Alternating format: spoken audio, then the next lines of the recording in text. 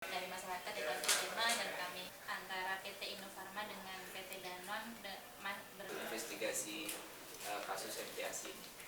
Pertama, yang ini merupakan program untuk penanggulangan musuh lapar di seluruh Indonesia. Lah ya, 16 miliar sekian. Dalam dugaan yang diusungi cewek seperti apa? Ini bukan ada indikasi penyimpangan. Saat itu kami mempermasalahkan, apalagi kemudian untuk tahun 2006 dan 2007 hasil audit BPK menunjukkan bahwa dari pilih salah satu jabatan yang memang dia suka. Lebih lanjut bisa tanya ke teman-teman. Akhirnya barang-barang atau MTAS, biskuit atau bubur ini memang di luar harga dasar PT Danon untuk Danon. Tapi pada perjalanannya proyek ini gagal dan kasih label gratis, tapi ditulisnya tidak untuk dicuman mengundurkan diri dan belakang.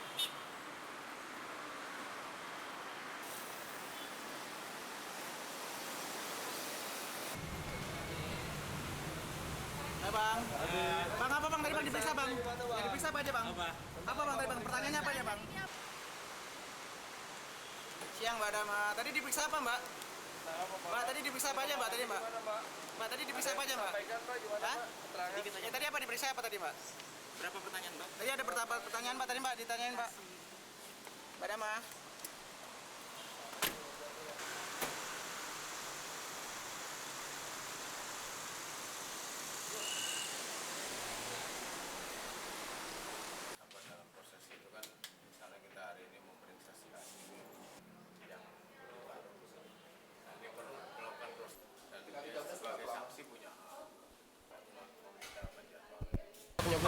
Oh iya, saya nyoblos.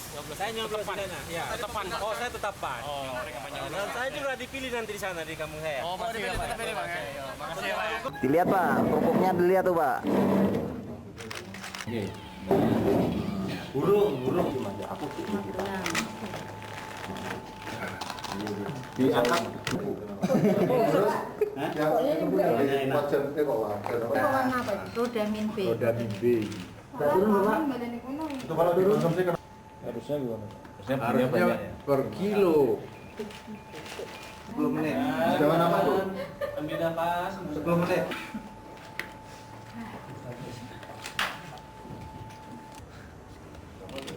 Ini pewarna tekstil. Hati-hati mengkonsumsi daripada kerupuk-kerupuk yang diproduksi. Kalau ini sama. Sama Tua. Tapi nanti kalau udah di santrok yang kuning juga sama roda metanil yellow. Dari Paris Dakar. Iya, Mbak. Cara 10 menit. 10 detik. Karena sudah Sudah dibayar ibu. Mbak. Ini dari Burang Agung. Nah.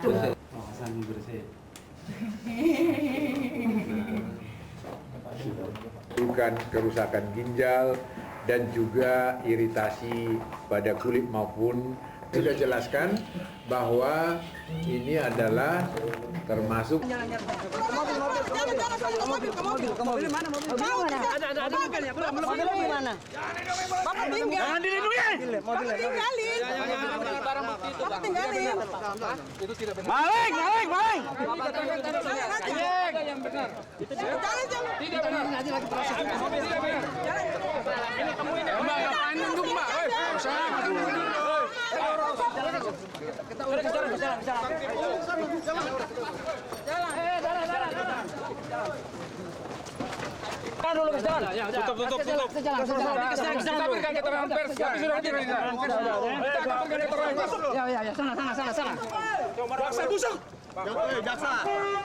ngomong dulu. Ibu jaksa busuk.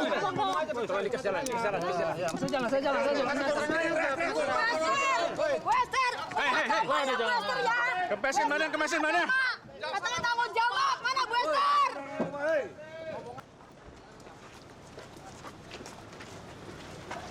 Ya, kamu mudah-mudahan kamu ya, anak kamu kena narkoba. Ya. Ya. Siap. Nggak kena Pak, kasih narkoba kamu ya. dikit Pak Budi. Pak Budi, kamu dikit Pak. Penjelasan Pak yang jelas. Kasih tanggapan dikit Pak Budi. Mudah-mudahan anak Anda kena. Ya. Bangsat nih semua nih ya. Penjelasan Pak. Hah? Apa? Kenapa? Bicara dong Pak. Kenapa? Turun sini. Pertemuan antar petinggi parpol pasca pemilu legislatif semakin kencang digelar. Hari ini Ketua Dewan Pembina Partai Gerindra Prabowo Subianto menemui Ketua Umum PDI Perjuangan Megawati Soekarno Putri di Jalan Teguh Umar, Jakarta. Prabowo datang ditemani sejumlah pengurus partai. Usai bertemu, baik Megawati maupun Prabowo mengaku pembicaraan keduanya lebih banyak membahas berbagai kejanggalan selama pelaksanaan pemilu. Atau kurang baik pelaksanaannya, bahkan merugikan hak politik banyak warga negara. Saya kira demikian dari saya.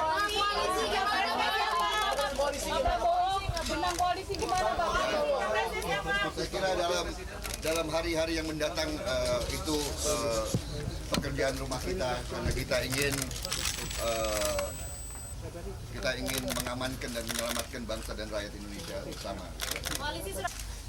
Selain keprihatinan, juga saya ingin meminta maaf kepada warga bangsa yang sebenarnya telah berkeinginan untuk ikut dalam proses pemilu legislatif ini, tetapi dari hasil laporan pengaduan-pengaduan yang kami terima, banyak dari mereka yang tidak dapat mempergunakan haknya.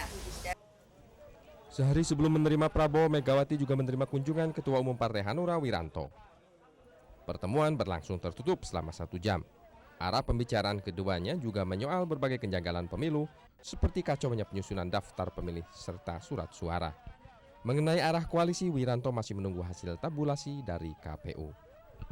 Kita ada dalam satu koridor semangat yang sama, ya, bahwa negeri ini harus ada perubahan.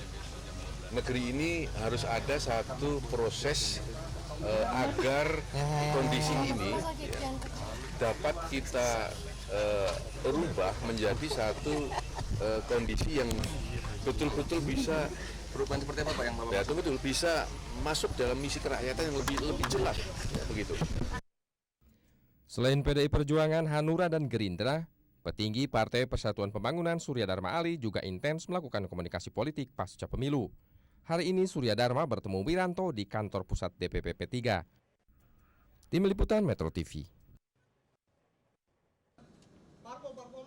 Pertemuan 13 pengurus parpol dengan Panwaslu DKI Jakarta sepakat untuk meminta KPU melakukan pemilihan ulang di 5 TPS karena melakukan pelanggaran pemilu. 5 TPS diantaranya TPS 01 di Jalan Pembangunan Petojo Utara, Gambir, Jakarta Pusat. Pelanggaran yang terjadi, Ketua RT membuat formulir C4 sendiri.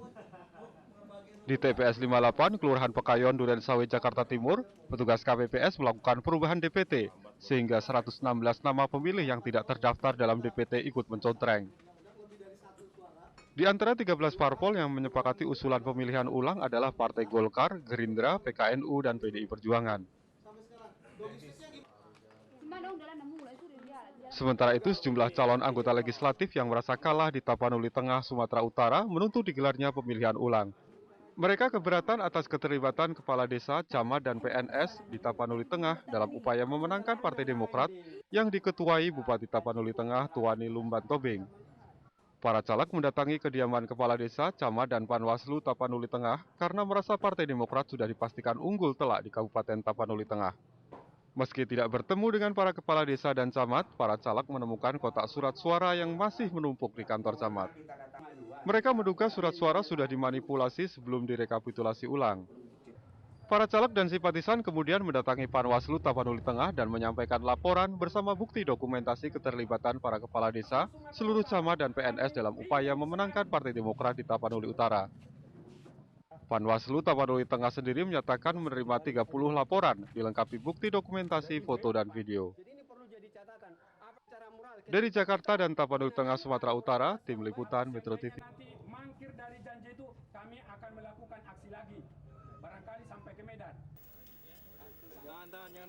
Pertemuan dua mantan jenderal yang bersih tegang 11 tahun lalu pasca tragedi Mei 98 ini berlangsung selama sekitar 1 jam di kantor DPP Partai Hanura Menteng, Jakarta Pusat. Prabowo didampingi Ketua Umum Gerindra Soehardi, Wakil Ketua Umum Fadlizon, serta anggota Dewan Pembina Muhdi PR. Sementara Wiranto didampingi Yus Usman dan Fuad Bawazir.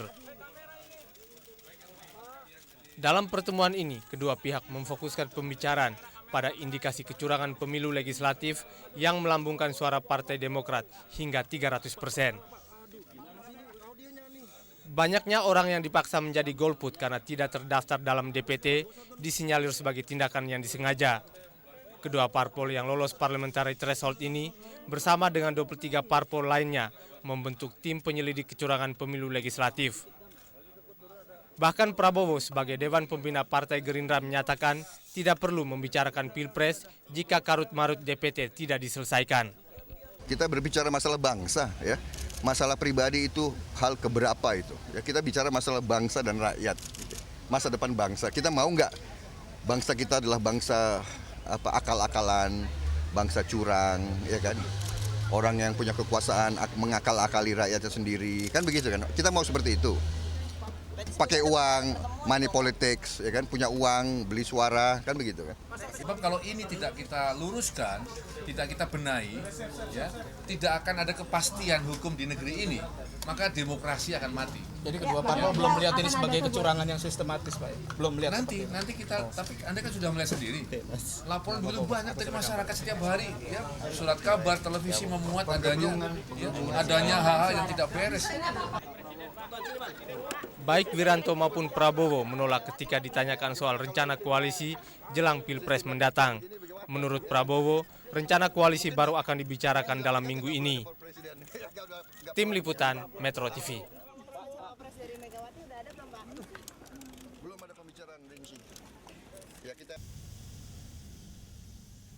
Ketua Dewan Pembina Partai Gerindra, Prabowo Subianto kembali bertemu dengan Ketua Umum PDIP Megawati Soekarno Putri di kediaman Megawati di Jalan Teguh Umar, Jakarta.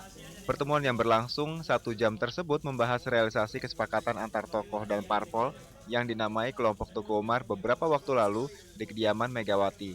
Sekjen PDIP Pramono Anung mengatakan kelompok Teguh Umar memberikan batas waktu hingga 9 Mei kepada KPU dan pemerintah untuk membereskan karut-marut pemilu legislatif 9 April kemarin. Jika tidak, PDIP mengancam tidak akan mengajukan capres dan cawapresnya di Pilpres mendatang. Ada 3 hal yang diminta pertanggungjawabannya kepada penyelenggara pemilu, yaitu penyelesaian kasus DPT bermasalah yang terjadi merata di seluruh Indonesia, kedua penghitungan suara melalui tabulasi nasional yang berjalan lambat, hingga kini baru sekitar 13% suara yang masuk. Ketiga, penemuan kotak suara yang tidak disegel dan hanya digembok. Kondisi ini sangat rawan manipulasi. Mendesak untuk itu diselesaikan terlebih dahulu, kalau tidak ya para tokoh yang hadir dalam pertemuan Teguh Umar itu kemungkinan tidak mengajukan calon. PDIP juga menyayangkan penolakan seluruh laporan Bawaslu tentang kecurangan dan pelanggaran pemilu ke Mabes Polri. Padahal Bawaslu merupakan satu-satunya lembaga resmi yang bisa mempidanakan pemilu kepada polisi. Kelompok Teguh Umar juga mempertanyakan belum diberikannya soft copy asli pemilu legislatif kepada seluruh parpol. Padahal soft copy tersebut seharusnya sudah diterima 1-2 bulan sebelum pelaksanaan pemilu. Sehingga bisa diketahui apakah terdapat penggelembungan atau penciutan suara pada pemilu. Menanggapi ancaman kelompok Teguh Umar yang akan memboikot Pilpres Juli mendatang, Presiden Susilo Bambang Yudhoyono yang juga Ketua Dewan Pembina Partai Demokrat mengatakan tidak percaya hal itu akan terjadi. Dan hati-hati, jangan terlalu galak mengatakan curang-curang. Belum lama pemilu 2004 berlangsung. Saya punya memori yang banyak, tapi biarlah bagian dari masa lalu. Jangan banyak menguliai soal curang dan tidak curang. SB mengatakan banyak tokoh nasional yang pantas berkompetisi memperebutkan kursi presiden. Ia juga mengajak semua pihak yang berkompetisi bersaing secara sehat. Tim Liputan, Metro TV.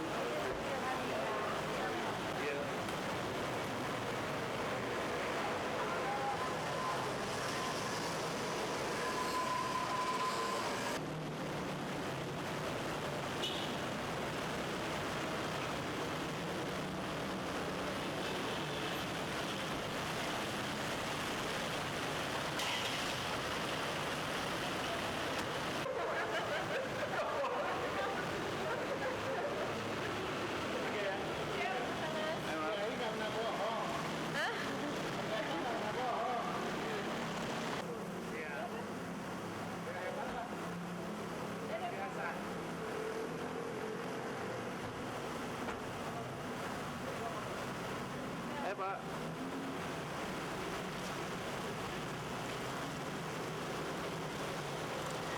Akan soal tanggapan mereka, tapi yang pasti bahwa kedua belah pihak berdiskusi pertama tentang bagaimana sebenarnya platform yang kita sepakati, ya kan?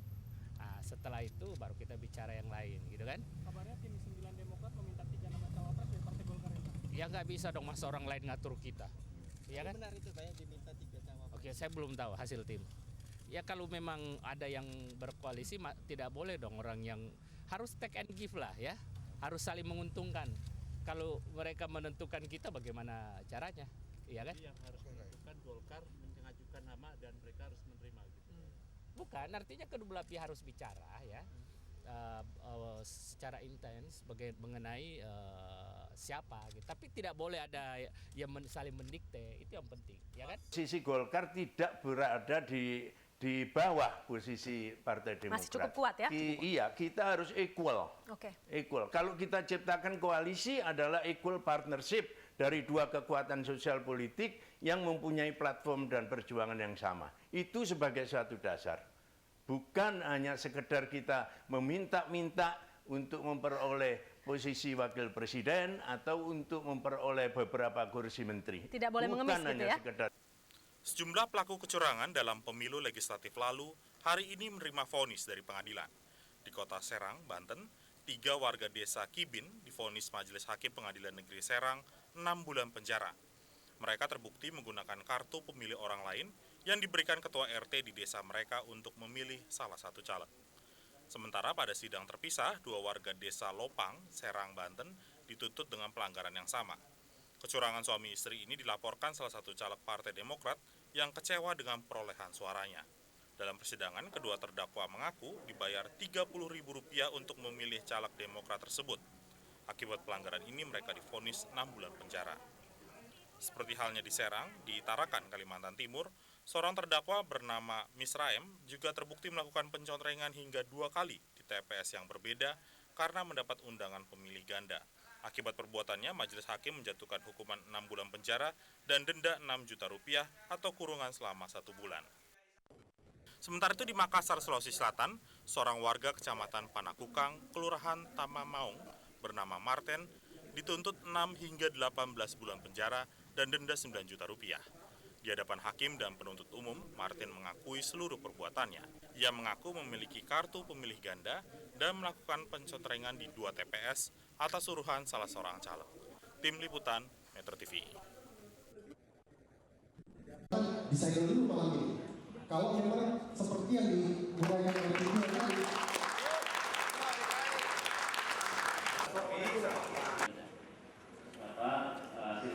Tetapi kami diminta malam ini juga saya